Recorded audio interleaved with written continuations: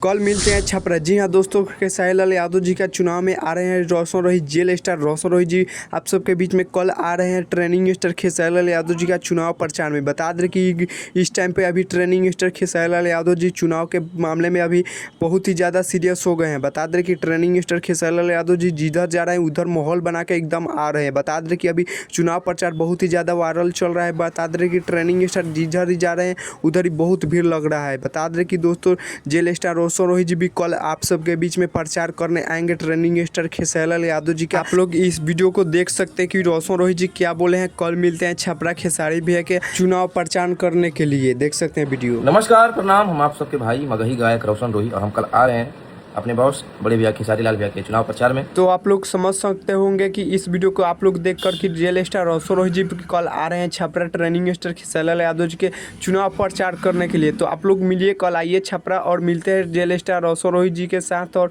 Training star Khesari Lal Yadav ji के साथ आइए और मिलिए उनसे। तो बता दें कि ट्रेनिंग स्टार खेसारी लाल यादव जी अभी बहुत ही सीरियस हो गए हैं चुनाव प्रचार के लेकर। बता दें कि ट्रेनिंग स्टार खेसारी लाल यादव जी का पहले अश्लील गाना का वायरल करके बोला जा रहा है कि नचनिया का टिकट दे गया है आरजेडी। बता दें कि बहुत ही सब लोग बोल रहे हैं मनोज तिवारी और सम्राट चौधरी की ट्रेनिंग स्टार खेसारी लाल यादव जी नचनिया है, वो क्या करेगा, विकास क्या करेगा।